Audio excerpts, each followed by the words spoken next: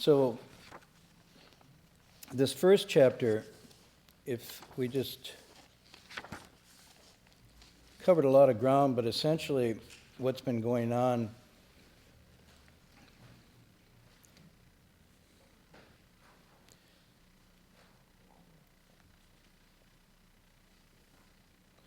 it starts with him being where this finishes. He's at this monastery that he's come to, and he's telling the story of his life up to this point. How he came to find the Dharma, how he came to follow his teachers, all the vicissitudes that he went through, including his life being threatened, his wandering around. He starts this whole thing by telling the assembly in the most straight way possible, and that begins on page 7. He says, "Good and wise friends, Bodhi, or awakening, is just the purity of your own nature. Attend to this and you will straightaway achieve Buddhahood." So there it is. That's his teaching in a nutshell. This awakened nature is whole and complete within everyone, and if you attend to this, if you pay attention to this, you will straightaway attain Buddhahood. And so, as we're finishing now, when he talks about non-duality, it goes back to this. The non-duality means, at the basic level, the Buddha, the sage, the awakened one, and the ordinary person are not two. They're one and the same. And they have the same essence and the same mind. It's just that they use them differently or realize them more fully. But it's not greater or less in any of them. So now he goes on, that's his first line, and I often said you could just stop with that and that would be the whole text. Everything is a footnote to that section, but a necessary footnote, because although it's very straightforward and simple, realizing it is convoluted, as we shall see. Then he goes on and he talks about the time he spent at the monastery, furthering his understanding, the verse competition, if you want to call it that, his final recognition that he's attained this profound understanding, this awakening, his bequeathal by his teacher, the Fifth Patriarch, affirming his understanding and then sending him on his way, his going into hiding for 15 years because of the jealousy and competition that threatened his very life, and then finally his decision to come out of the hiding. He was hiding among hunters for 15 years, and noted he maintained his vegetarian diet, and we went over that. And then he comes to this monastery. The monastery is where this very well-known Dharma Master Hui Neng resides. And he comes in. Hui Neng then recognizes by a first exchange he has as soon as he gets to the door, that this is someone special. He suspects this is the one that they heard about 15 years ago that was entrusted with the robe and bowl passed down from the previous patriarchs, and that there he was on his very doorstep. Now there's another reason why he's coming here. He's coming here because he says he follows causes and conditions. In other words, this isn't quite like going with the flow. I want to be clear about this. Going with the flow has a sort of a connotation that you just go with what feels. His feeling here is a cultivated feeling where there is no self really left, and so he's really just responding to these deep conditions of the way that he's walking. And so he follows these conditions to this place, this monastery, and he's coming here for not only because he has affinities that he can see, but because, remember, he's still a layperson. He hasn't become a monk, and so he's coming here to officially leave the home life, ordain. Which we pointed out last week is really remarkable because the Dharma Master there, who's very eminent, bows to him and asked him to teach him, even though he's not a left-home person, he's a layman at this time. But again, in this situation, they're after the truth. They're not after semblances or appearances. So these are really sincere people. Then he begins his teaching, and that's on 19, and we'll go into cross over to 20. The first thing he talks about, he dismisses any idea that something magical or mystical happened between him and the fifth patriarch. In other words, he was given the robe and bowl as symbols of awakening. They weren't power symbols that caused his awakening, but merely symbols that affirm that he had had an awakening. And people have to first understand that there's nothing special or magical about this robe and bowl. They're just symbols, like a flag is a symbol of a country. It's not the country. And so the next thing is, there's this misunderstanding at the time, and I think it's still somewhat prevalent, that the master, in a sort of psychic way, let's use that one, or a spiritual way, transfers or transmits the Dharma, or his or her Dharma to the disciple. I often see this. I remember science, where you have one ball and you have the other ball and you generate something, the arc goes over and it connects between the two. You know what I'm talking about? You can see how long it's been since I've done science, but that was always impressive. Or how lightning will come from the sky and touch the earth, and somehow that's how the Dharma is transmitted.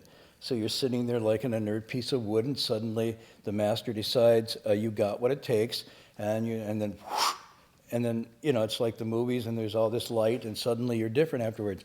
He's saying that didn't happen. None of that happened.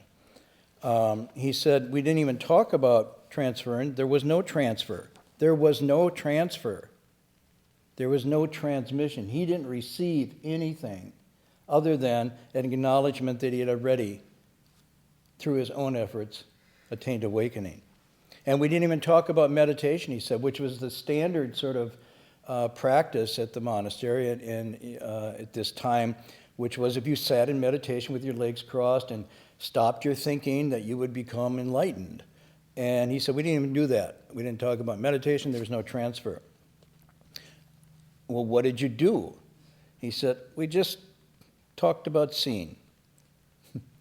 In other words, awakening means seeing things as they truly are, and they both have reached this state. And so again, it's expressing the innate capacity. When the blinders are off, so to speak, we see things truly as they are. This is awakening. And all a master will do will affirm that in you, whoever attains that. And then he says, why was there no discussion? And he said, well, because, and this is where we're starting tonight, because the teaching of the Buddha, the teaching is a non-dual teaching. The Dharma of the Buddha is a non-dual Dharma. And so this, again, is confirming, how could you transfer? How could you transmit? Why was there no talk of this? Because that Dharma is whole and complete already within you. So meditation doesn't give you the Dharma, and it doesn't necessarily even awaken you to the Dharma. It's just a practice to help you investigate and see your mind, which is already there. And so meditation is just an expedient device to sort of get you into the practice of stopping a little bit, calming down, letting go of things, and beginning to get a glimpse of what's whole and real within. It doesn't bestow it. It doesn't instill it.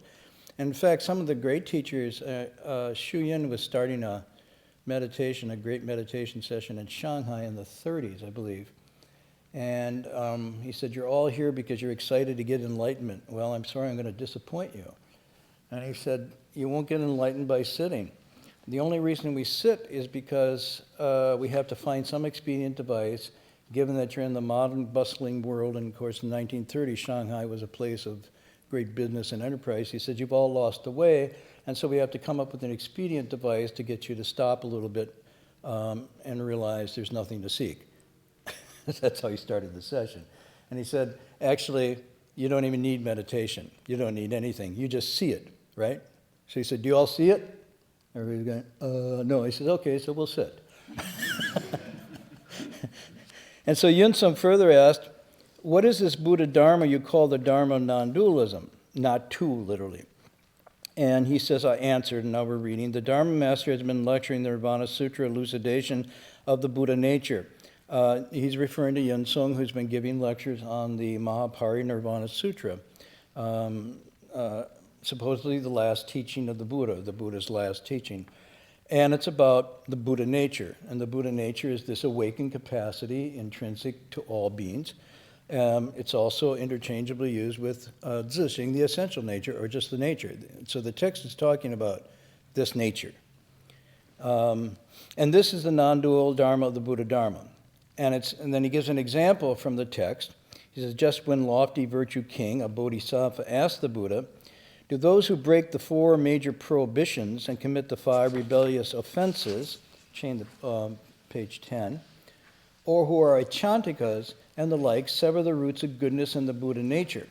So this is a technical, formal question. These are categories of, okay, so you say everybody has this Buddha nature, it's whole and complete. Can you lose it? Can you mess it up so that it's gone from you and you have no chance? Can you do something so bad that that'll happen? And so the 5 major prohibitions, anybody know what these are referring to? This is not the Prohibition era, in the United States. just be clear. What are the 5? Particular precepts. These 4 major prohibitions are killing your parents. Killing your father, killing your mother. well, these are the 5 rebellious. So the first 4, though, these are all bad.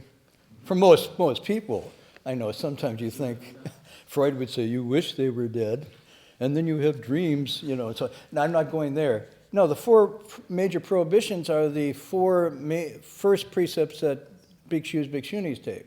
These are called the parajikas. No, not killing the Buddha. Killing, stealing, sexual misconduct, and lying. Lying about what? Your SAT scores, right. So it's taking, for the bhikshus and bhikshunis, these are the 4 big ones. It's taking life is the first one. Stealing, sexual misconduct, and for bhikshus and bhikshunis, this is all sexual conduct because they're taking brahmacharya vows, which are pure vows of not to have sexual activity. And then the last one is lying, but it's a particular form. It's lying or bragging about your spiritual abilities. So it's not just not saying what's true, but it's actually lying about your spiritual. Anyhow, these are the 4. And the texts say that when a bhikshu or bhikshuni does that, it's like breaking a needle. You can never glue it back together again, or like cracking a rock. So these are considered to be really heavy. And then we get to the 5 rebellious offenses. And these are, some of you were saying them, so... Well, let's start in order. Killing your mother, which is called matricide. Good. Somebody's going to say filial piety. No, it's not. Killing your father, patricide. Killing an arhat, or a sage. There's no term for that. I guess you probably say it's arhat side, but nobody knows what you're talking about. Then what? Shedding the blood of the Buddha. And the 5th one is, breaking up the harmony of the Sangha. So these, within the order of Buddhism, are considered to be really serious, grave offenses. And then the last one, he says, and also achantikas.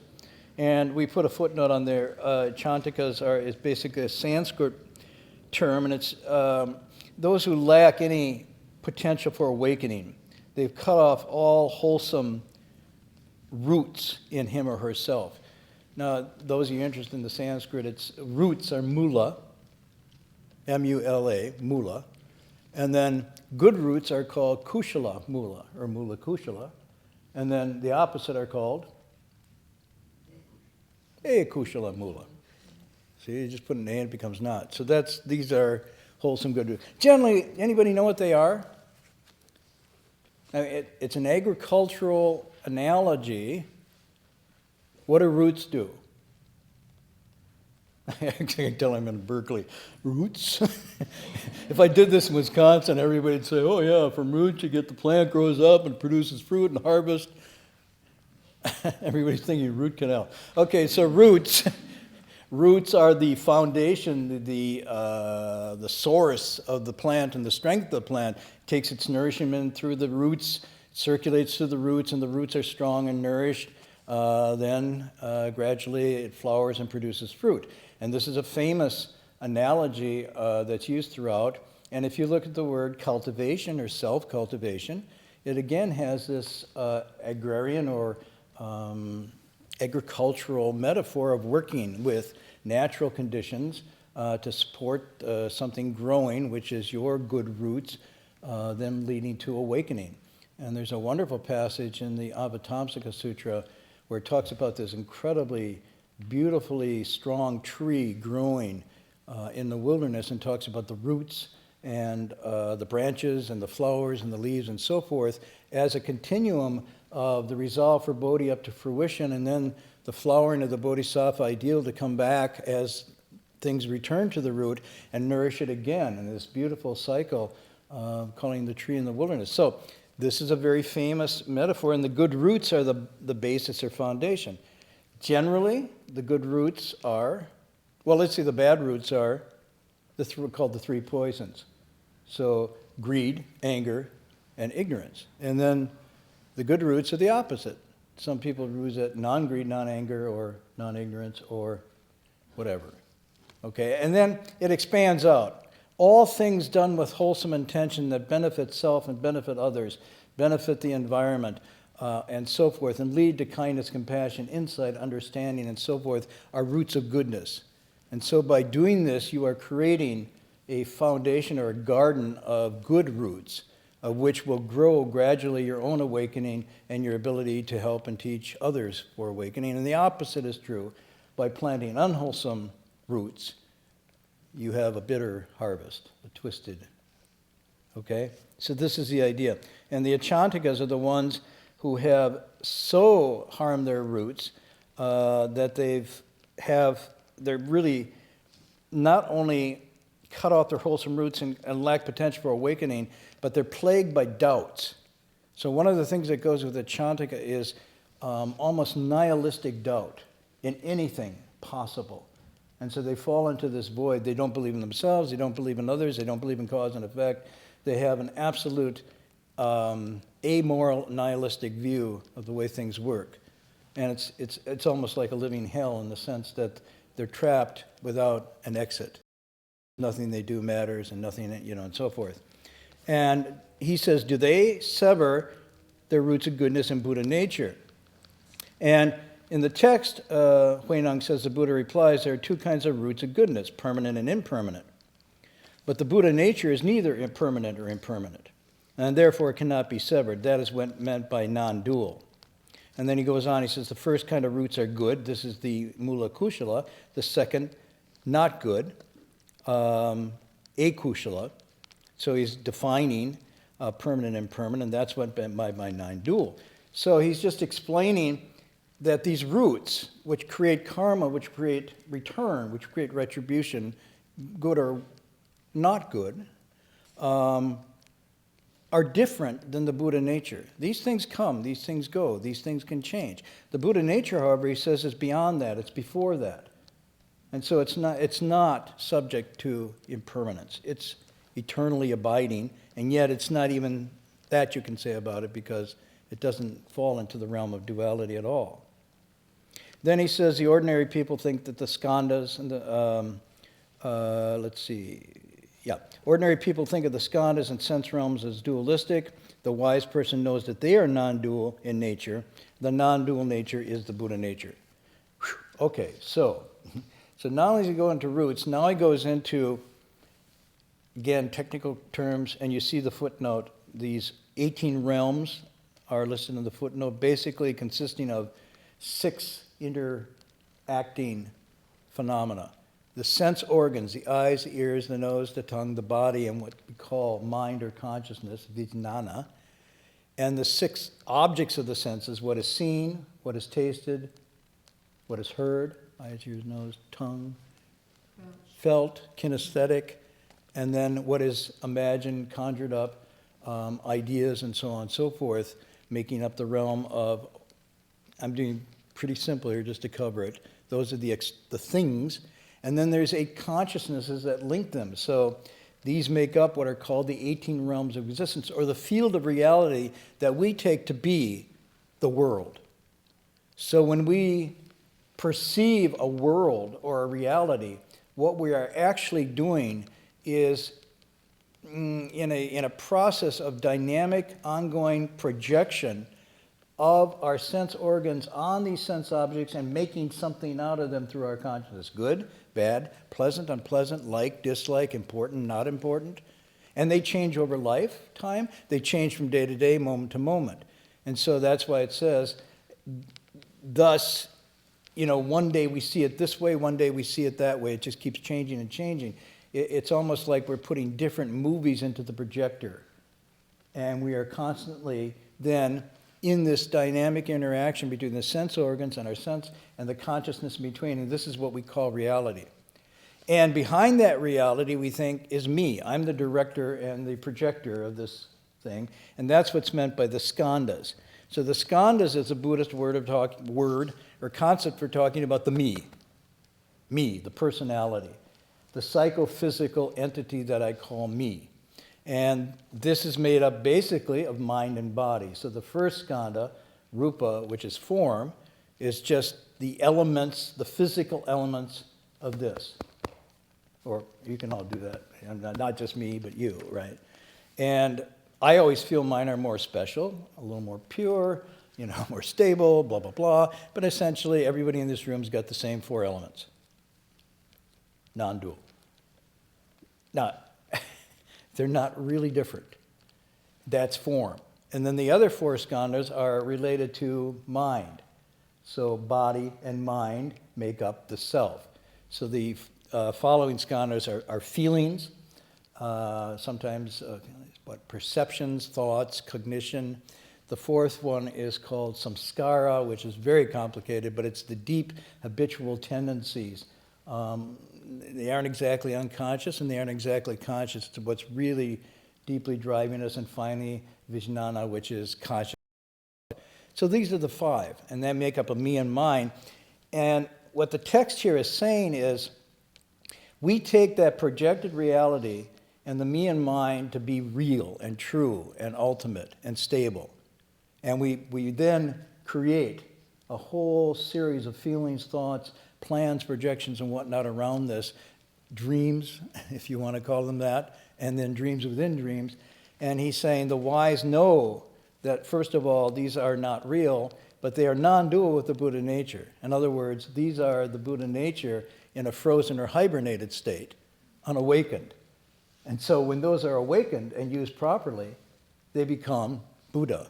When they're not, they become me and all of that.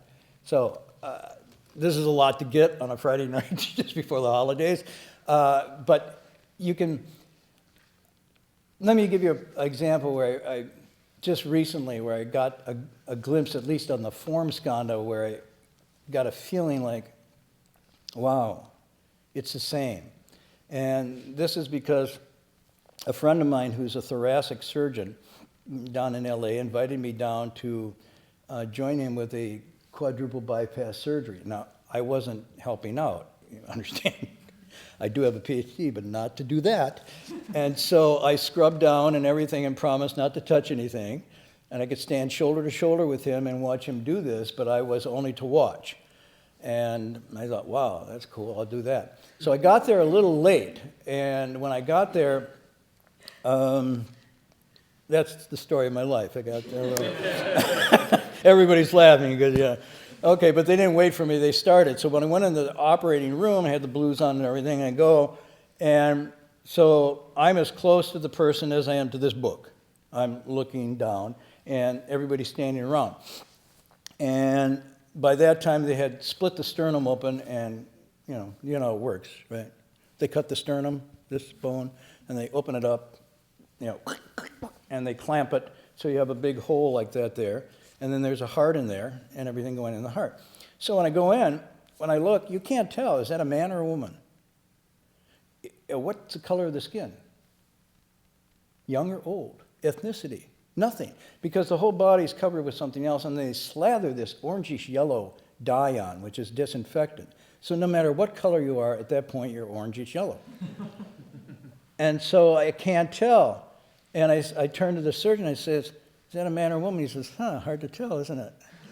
From this angle. And this is the inner angle. And then you can't see, well, the heart, young, old, man, you can't tell. Everything that's going there, you can't tell anything. And then you start to realize how impersonal this is. It's just the 4 elements of rupa. So the 4 elements classically of rupa of the body are earth, air, fire, and water. So the earth is all the sinews and the bones, right? The split sternum, that's the earth element. Air is now being run through the person by a machine. So it's not even their lungs are doing it, it's just this machine running air through.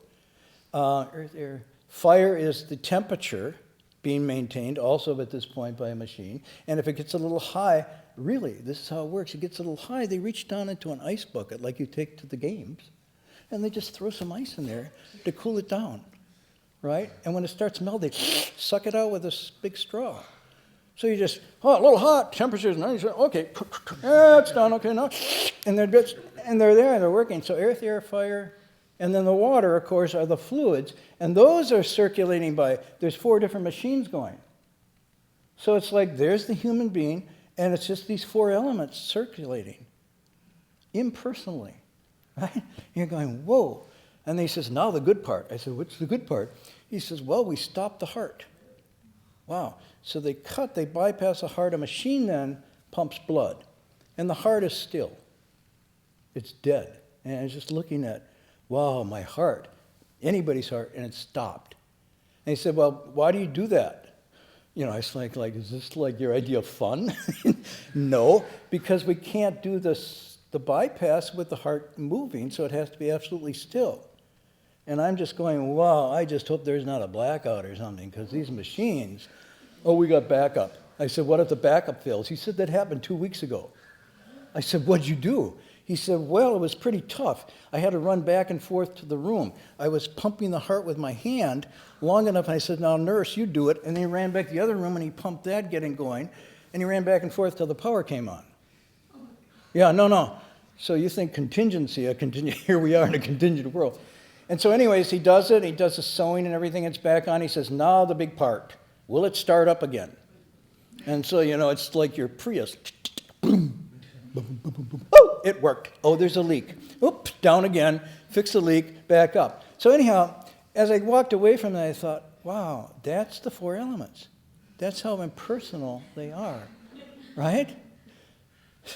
Anyhow, and I thought, that's me too. So at that stage, there's no difference. It's just the 4 elements. Anyhow, so this is where the Buddha sort of is looking at it and saying, so out of this, though, we construct a very false notion of me and mine. We start to build this idea of a self that's different than others, and that we have a permanent, abiding something that even after death goes on, although we are very hard-pressed to say exactly what that is, and it starts to turn a little bit into faith, belief, fantasy at this point. But where is this self that abides in these places? In the elements there, where is that self? It was just a circulation going on. You say, well, it's the soul, but there's no soul to be seen in this kind of thing. So where is that? What is that about? So this idea here, where this forms into a me, these 5 skandhas from the Buddhist point of view are not a me or a mine. They're just impersonal elements or phenomena that interact. The body and the mind interact, and then we project onto that, or we imagine that to be a permanent self. And the Buddha said a lot of suffering comes from that, because there isn't really a permanent self that you can make out of that, but we try to. And the result is, when that starts to go bad, we freak out. We freak out. Because as the form goes, so the process of aging and dying is the natural dissolution of this compounded conglomeration called the 5 skandhas that is held together like an ice cube. And when the temperature changes, the ice cube starts to melt. With aging and so forth and illness, our form starts to break down. Okay, the skin starts to sag, the muscles don't work, the heart doesn't work. We keep doing transplants and things to try to keep it going, but there's no amount so far that we've been able to keep this thing going. And then the feelings start to fall apart. And then our thoughts and perceptions start to break down. This is the process of the skandhas dissolving. And finally, even consciousness itself becomes almost cloud-like in a wisp, and it's over. And in that, we feel incredible pain and suffering, the Buddha said, because there wasn't a self there to begin with, and we made a really bad investment. We made an investment in something that cannot deliver, and that is the source of dukkha and dissatisfaction. So this thing that he talked about, he said, we don't see that it's marked by three characteristics: anicca, anatta, and dukkha. Anicca means we don't see that it's impermanent. We know it's impermanent, but yet we pretend it's not. It's really funny. And we fight to keep it permanent. We do all that we can to try to keep this. And it's just as, it's as futile as I used to have a little kitten and I got a bubble thing. And I'd blow the bubbles and the kitten would get fascinated and jump for the bubbles. And every time it got the bubble within its claws, it would pop, pop, pop, pop, pop. That's anicca. And the body's like that too. Now we think ours isn't, but where are your grandparents? Where are your great-grandparents? Where are the generations before? Pop, pop, pop, pop. So too, we will. So this is anicca. Anatta means there's no self in all of that. And finally, this is a great source of dissatisfaction, and because it isn't ultimate in this way. So anyways, the Buddha said then what we do is we spend a lot of time, most of our lives, in pursuit and in the harness of these illusions. So we're pursuing it. At the same time, we're in the harness and being driven by this. And thus, he says, our life is spent drunk and in a dream.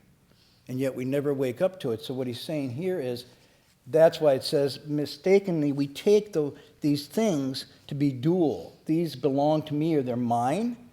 And the wise person knows that they're not dual, that they're empty of this, and therefore attains wisdom.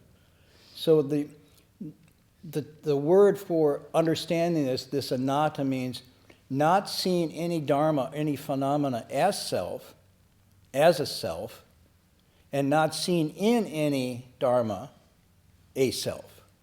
So you don't see, how do I say it?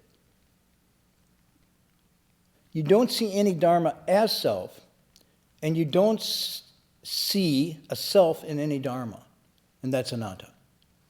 Simple, not so simple. You know, it's like, and yet, well, this comes across text. We were reading some of the Zhuangzi this week, and also some Buddhist texts, and it talks about the Buddhas awaken to the truth of not self, and therefore realize Buddhahood. Ordinary people are asleep to the truth of non-self and remain ordinary people. Basically, they're non-dual. It's whether you see it or don't, and then respond to it accordingly. And I was just thinking, you know, how much, when I talk to younger people, I do that now. Almost anybody I talk to is younger. And they say, I want to make something of myself. I want to be somebody. And I thought, right. I get it. But as they get older, they're desperately afraid they won't be somebody. And so the energy gets more and more put, I'm going to be somebody. And then, but they would stop to pause and ask what it really takes to be somebody. And it's like overwhelming. So there's this desperate craving to be somebody, and then there's almost this paralyzing anxiety about what you'd have to do to actually be somebody, because it's a lot of work to be somebody. And then you start to think, and if I got to be somebody, who would know? So all the people that might say I'm somebody, would they really know I was somebody? Would I be somebody because a lot of people knew it? Because often, people who are really somebodies aren't recognized in their own time. They're only somebody after they're dead. You know, like, say, Emily Dickinson's a great poet, right? But in her time, she was nobody. She used to write her poems, I'm nobody, who are you? And she literally, and the people that were somebody, nobody knows about now. So it's really funny. And you're saying, well, I'm going to be somebody, but I won't be recognized till after I'm dead. But then does it count? Because you don't really know you're somebody. See, it's a really kind of funny thing. And then if you get to be somebody, what does it matter anyhow? Because people soon forget you. Alexander the Great was somebody. Most people don't even know who that is anymore. You know, it's sort of like we go on in this way, wanting to be somebody, you know, afraid of the work of being somebody, wondering if we'll be recognized, and wondering if the recognizing would be true, and so on and so forth. In the end, it didn't matter whether we were somebody or not. But this is working with the self, because the self, knowing this, we do know it at a deep level, that it is impermanent, it's passing. And that anxiety drives us to try to solidify the self. We get spooked, and we spend a lot of time trying to work with this, and it can't be worked with. And so it's very frustrating, but it's also very habit-forming. And it's very hard to break.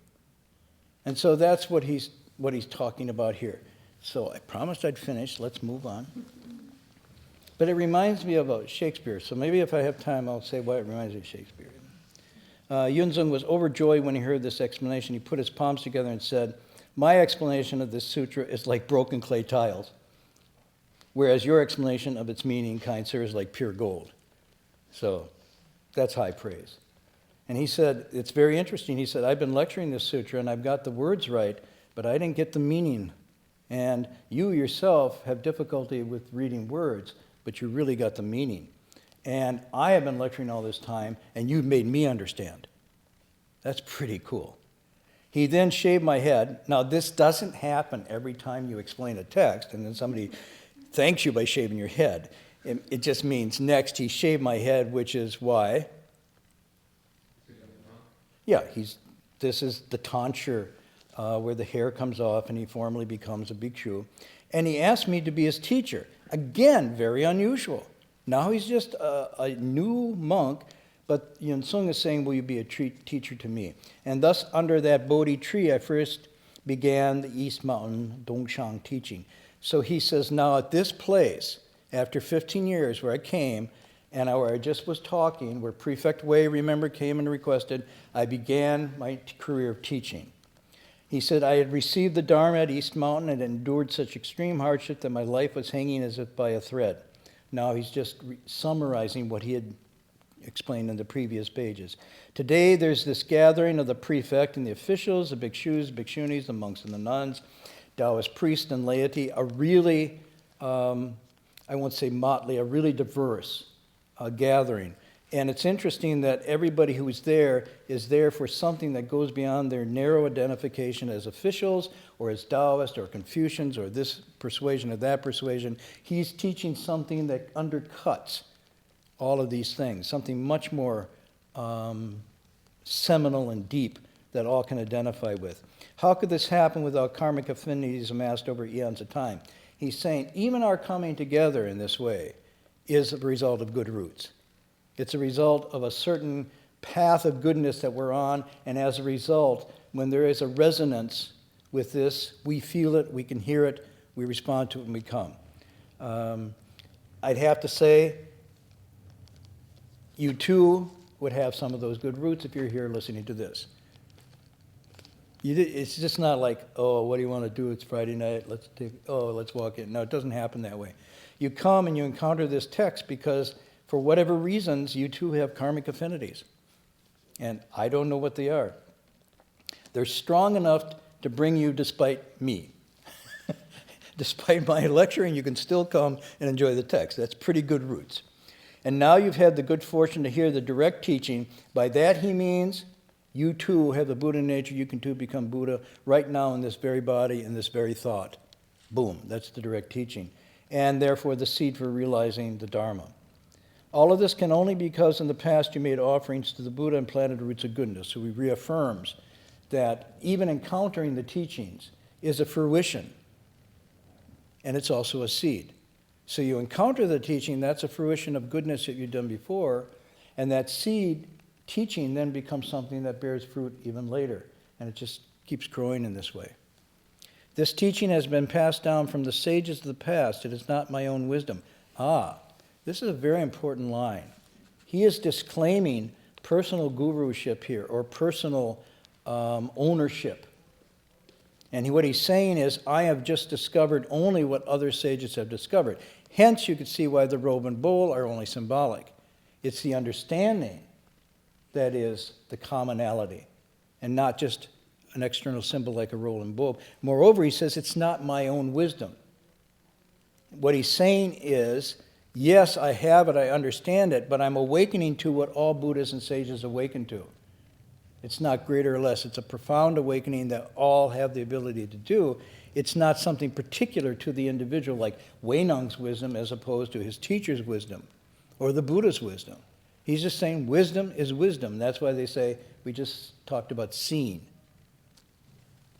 You wish to comprehend the teaching of the past sages, should purify your minds, make your minds really undisturbed, settled, unfazed. After listening to it, cast aside your doubts, and you will be no different from the sages of generations past. Again, this is a restatement of the direct teaching. If you purify your minds, if you listen to it, get rid of your doubts, you will open to the knowledge and vision of a Buddha, just like all those of the past. It's not something that's out of your grasp now, in this particular time, which is which dynasty? Tang Dynasty. And by extension, 2014, it's available here and now as well. Delighted with what they had heard, the whole assembly bowed and withdrew. Yeah, it was the end of the evening, the end of the talk at that phase. Next chapter, when we pick up, is really interesting because, so everybody gets it, they bowed and withdrew, and then what happens? Any? Well, they go, is that really true what he said? Somebody says, I have a question. I have a doubt. And so within a few days, they all come back again. And the prefect Wei says, Venerable One, could you help me with some doubts I have? And then the second chapter goes into his doubts that he's expressing for others. And it's really an interesting chapter because it goes through basically all the essential questions that Buddhist practitioners ask about how you get awakened. What Dharma door is the best Dharma door and everything. So they go away, they bowed and withdrew, and they were overjoyed, and within a couple thoughts, they're back with their questions. So the thing I was going to mention, I'll just finish up, because the Buddha is not the only one who addresses this kind of illusory reality of me and mine that we get caught up in. And the reason I'm saying this, I was just finished again one of my favorite works by Shakespeare called The Tempest. I don't know, any of you know this play? Tempest? It's the last one he wrote. It's his last piece. 3 or 4 years later, he died. Not only was it his last piece, but when he finished this play, the Globe Theatre where he was doing this was dismantled as well. And he left London at this point. And for me, it's like parts of his writings really come together in this last play. But one of the things that struck me, now having cultivated some Buddhism, and I didn't see it the first time, was how close he was in many ways to what we were talking about tonight. So essentially, one of his themes is that all the world's a play. He uses this expression, so that the world we take to be real, and I was calling it projecting like a movie thing, he takes to be theater, okay? And the theater is just a play and a theater within a play and a larger play and a theater. So he says the Globe Theater is just a little microcosm of this larger one. And the larger one, everybody's doing it, but nobody really realizes fully what parts they're playing. So we play different parts, and we assume different roles, and we act and go through our lives in this way. The Tempest is really interesting because it takes place on an island. And so on the island, there's this powerful magician called Prospero, right? And Prospero, basically through his magical conjuring skills, creates this whole incredible island scene. with drama and fights and romance and a potential marriage and so forth, and all of this is going on, but he's doing it through his magic, but everybody there believes it's real, and they buy into it, and they're really caught up in it.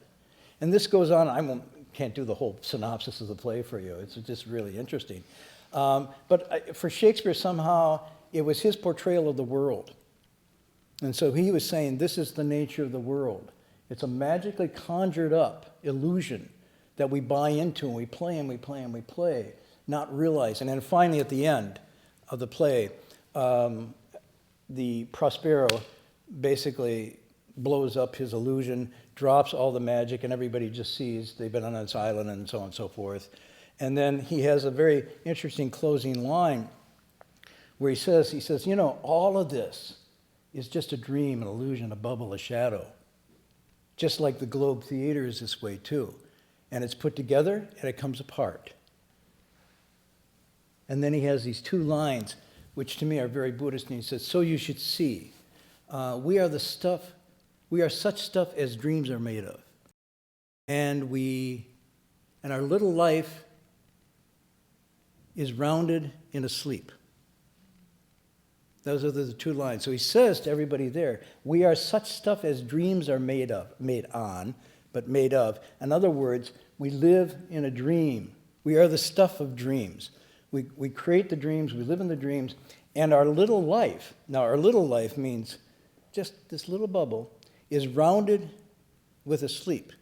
And this could mean, some people say, it means that we go rounded in a sleep. In other words, we're living in a dream and we're going rounded in a sleep.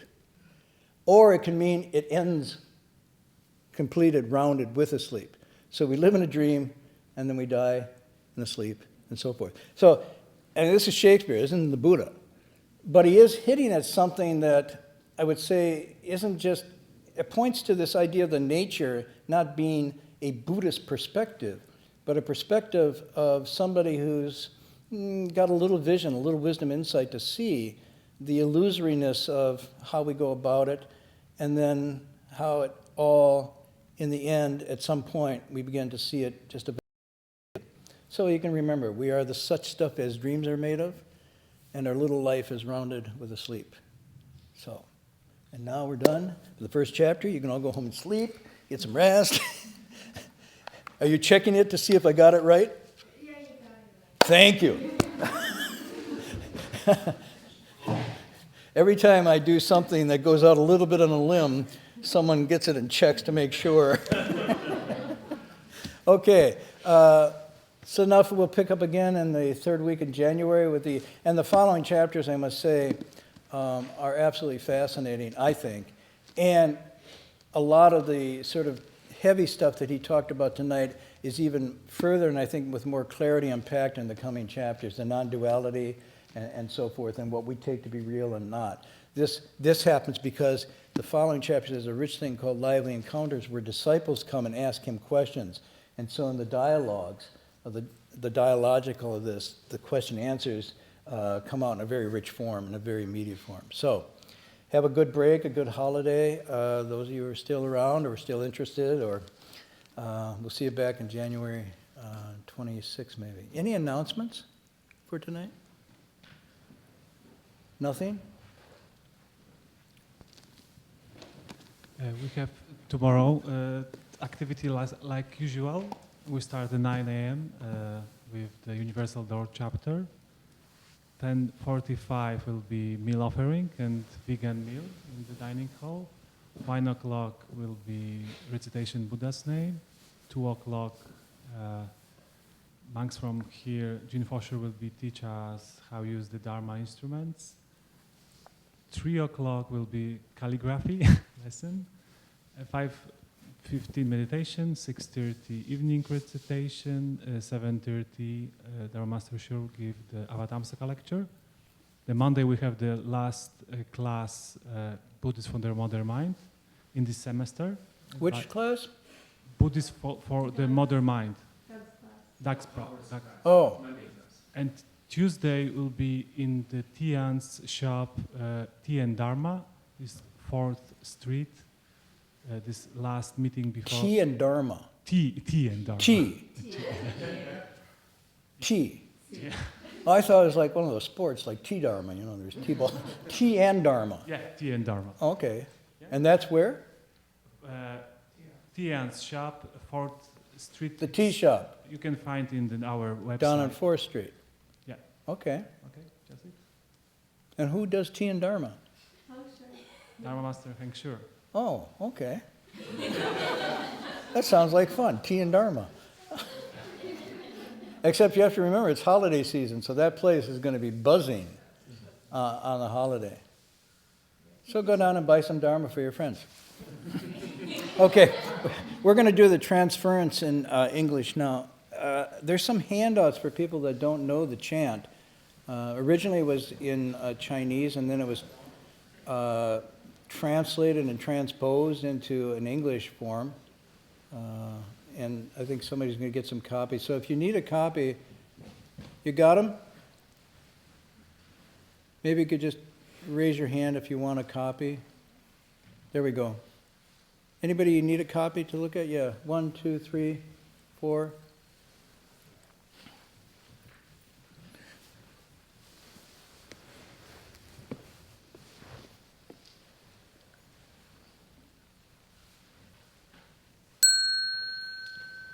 May every living being, our minds as one and radiant with light, share the fruits of peace with hearts of goodness, luminous and bright. If people hear and see, our hands and hearts can find in giving unity. May their minds awake to great compassion, wisdom, and to joy. May kindness find reward. May all who sorrow leave their grief and pain. May this boundless light break the darkness of their endless night. Because our hearts are one, this world of pain turns into paradise. May all become compassionate and wise. May all become compassionate and wise.